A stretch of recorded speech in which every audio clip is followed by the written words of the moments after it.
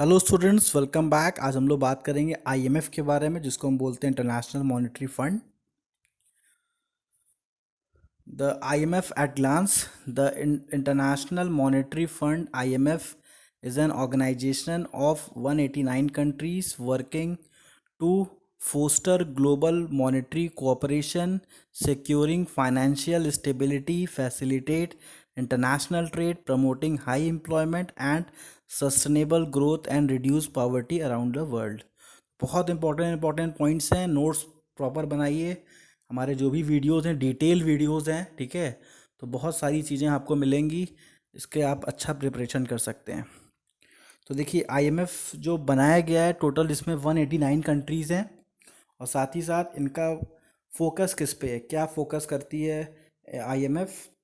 तो फोकस है monetary cooperation, secure financial stability, ताकि जो भी कंट्रीज़ है उनको फाइनेंशियल स्टेबिलिटी प्रोवाइड किया जा सके और इंटरनेशनल ट्रेड को बढ़ावा दिया जा सके।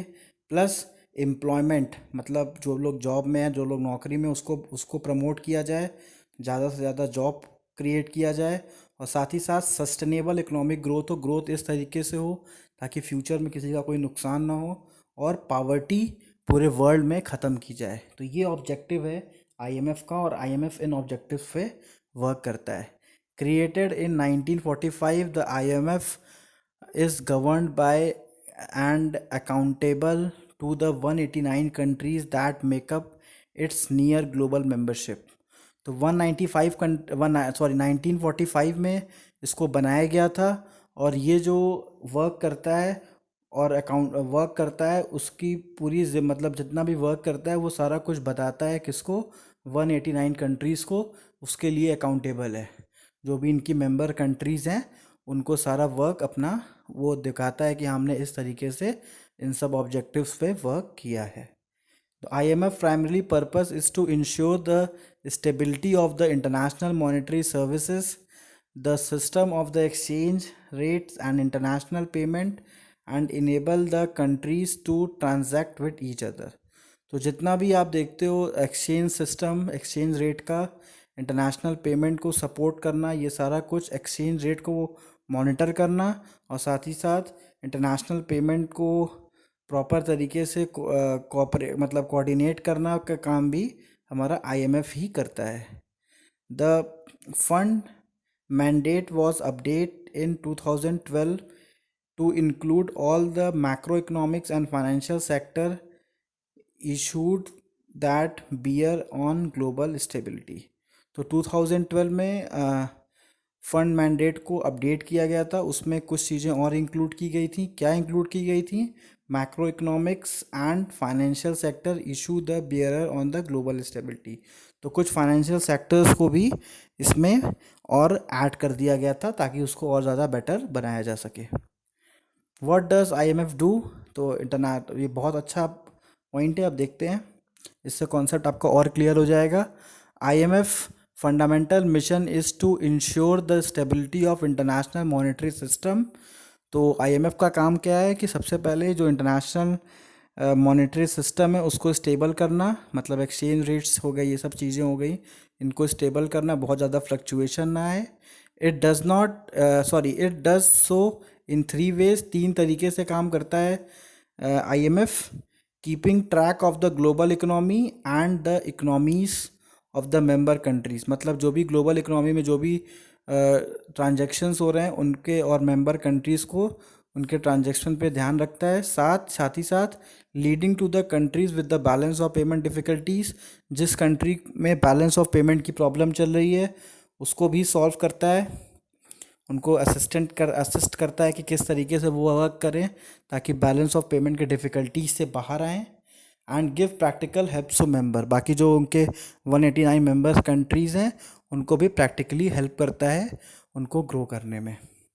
Economic surveillance, the IMF overseas the International monetary systems and monitors the economy and financial policies of its 189 member countries. As part of this process, which take place both at the global level and in the individual countries, the IMF highlights possible risks to stability and advice on the need policy adjustment. तो IMF क्या करता है, 189 members countries जो हैं उनको help करता है ताकि वो प्रॉपर इकोनॉमिक और फाइनेंशियल पॉलिसीज़ को डिज़ाइन कर सकें, और उनमें उनको असिस्ट भी करता है, और साथ ही साथ हेल्प करता है उनको ग्लोबल लेवल पे इंडिविजुअल कंट्रीज़ को, ताकि जो उनके अंदर स्टेबिलिटी आ सके, प्लस उनको एडवाइस भी करता है पॉलिसी के रिगार्डिंग।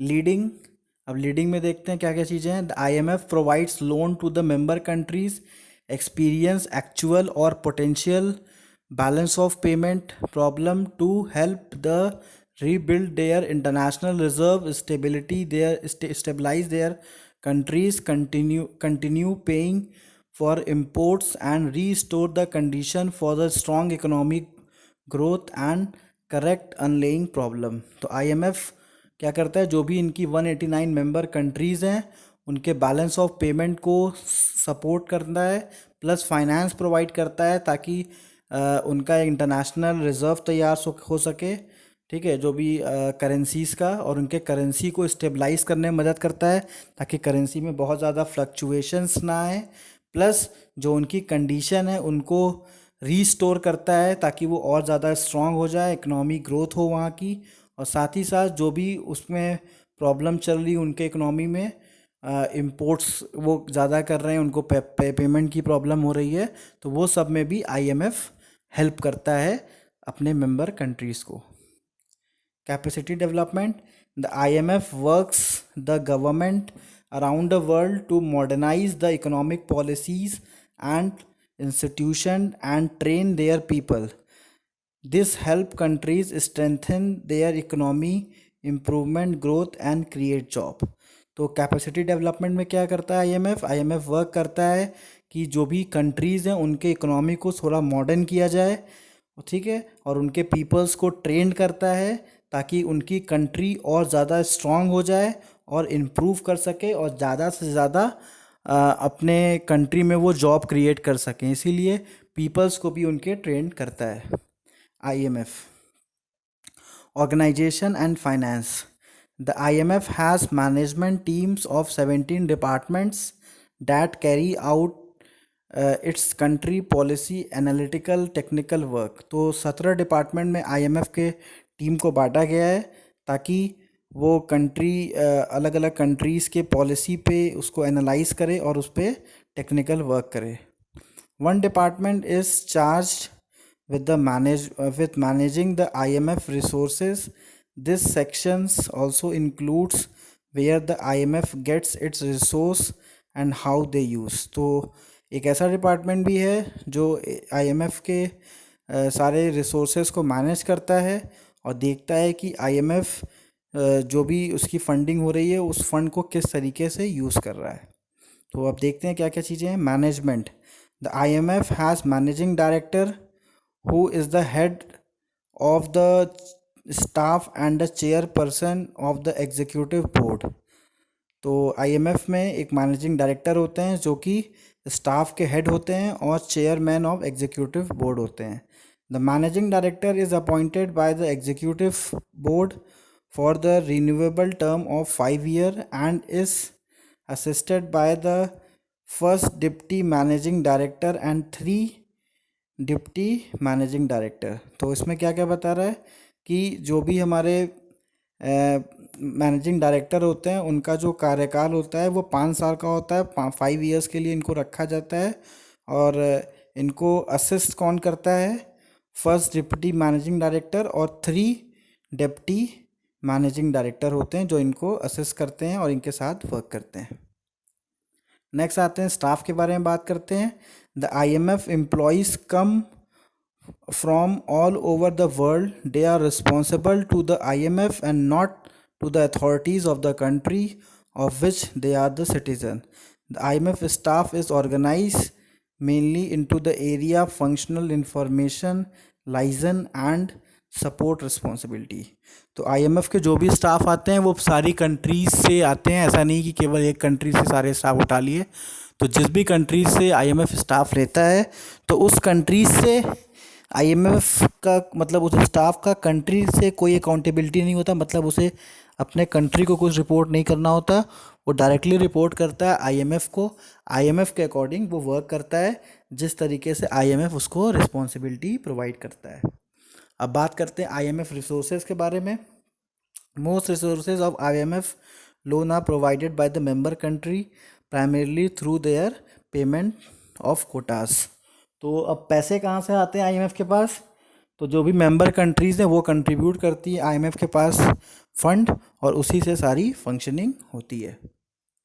अब कोटास के बारे में बात करेंगे। Quotas subscription are the central components of the IMF financial resources. Each member country of the IMF is assigned a quota based broadly on its relative position in the world economy। तो सारी countries का ये कोटा बना के रखा गया है, ठीक है, कि उनको किस तरीके से वर्ल्ड इकोनॉमी को सपोर्ट करना है। तो हर एक कंट्री का इन्होंने एक फाइनेंशियल कोटा बना के रखा है कि इनको यहाँ तक हम सपोर्ट कर सकते हैं। Special drawing rights SDR. The SDR is the International Reserve Assets created by the IMF in 1969 to supplement its member countries official reserve. तो एक ऑफिशियल रिज़र्व बनाया गया जिसको हम लोग स्पेशल ड्राइंग राइट्स बोलते हैं, वो उनकी मेंबर कंट्रीज़ को दिया गया है और एक अच्छा रिज़र्व क्रिएट किया गया है वो 1969 में। अब आते हैं गोल्ड के बारे में बात करते हैं। The gold remains an important assets in the reserve holding of the several countries and the IMF is still one of the world largest official holder of gold. तो अगर गोल्ड की बात करें तो सबसे बड़ा एसेट्स आईएमएफ का gold ही है, और सबसे ज़्यादा गोल्ड आईएमएफ के पास ही है, जो उन्होंने गोल्ड का रिजर्व बना के रखा है। अब आते हैं borrowing arrangement. While quotas subscription of the member countries are the IMF main resources of financing, the fund can supplement its quotas resources through borrowing. It is believed that they might fall short of the members' need। तो quotas जो बनाए गए हैं उसी हिसाब से money borrow किया जाता है, ठीक है। आईएमएफ भी बोरो करता है और कंट्रीज़ भी बोरो करती हैं, और कोशिश किया जाता है कि जो भी फंडिंग हो वो प्रॉपर तरीके से हो सके, ताकि मेंबर्स को कभी पैसे की दिक्कत ना हो। अब आते हैं गवर्नेंस के बारे में बात करते हैं। Government structure. The IMF has involve along with the global economy through 70 years of the history, allowing the organization to retain a central role within the international financial architecture। तो यहाँ पे 70 साल की हिस्ट्री है आईएमएफ की global economy को support करने की, तो बहुत ही अच्छे तरीके से ये काम भी कर रहा है। अब आते हैं country representation. Unlike the general assembly of the United nation where each country has one vote, decision making at the IMF was designed to reflect the relative position of its member countries in the global economy। तो IMF में जो representation है, country कोई बड़ी हो चाहे छोटी हो, अमीर कंट्री हो चाहे गरीब कंट्री, उससे मतलब नहीं है। उनके पास केवल एक वोट का अधिकार है। कोई भी अगर वोटिंग होती है तो उनको एक वोट ही वो दे सकते हैं।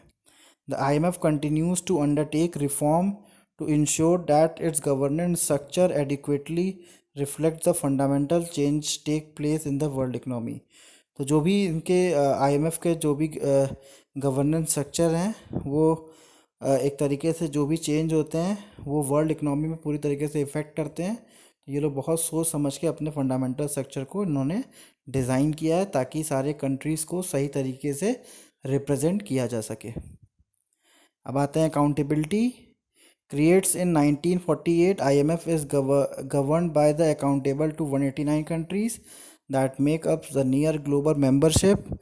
Decision making at the IMF was designed to reflect the relative position of its member countries in the global economy। अब अकाउंटेबिलिटी की बात करते हैं, मतलब जवाबदेही। तो आईएमएफ की जवाबदेही मतलब जो भी ये काम करते हैं इनको बताना होता है अपने 189 कंट्रीज़ को, वही उनके हेड हैं, वही उनके मेंबर्स हैं और वही उनके सीनियर हैं, ठीक है। तो सारा कुछ वो उनको उस तरीके से रिपोर्ट करते हैं।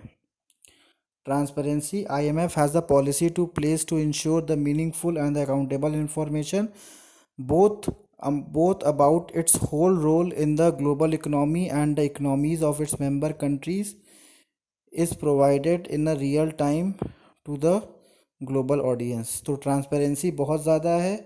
कोई भी मेंबर कंट्री है तो वो किसी भी बारे में किसी भी चीज़ की जानकारी आईएमएफ से ले सकती है, जो भी उसको लगे अपने इकोनॉमीज़ के बारे में या फिर मेंबर्स के बारे में, तो वो पता कर सकती है। Corporate governing the IMF give together campaign guides to the IMF humanitarians and community outreach effort. तो कॉरपोरेट गिविंग भी बहुत अच्छा है इनका। ये जो भी इनका कैंपेन होता है वो कहीं ना कहीं इंसानियत के साथ साथ चलता है, और कम्युनिटी को भी अच्छा इनका पकड़ है कम्युनिटीज़ पे। थैंक यू स्टूडेंट, प्लीज़ हमारे चैनल को सब्सक्राइब करिए and thank you for watching the video.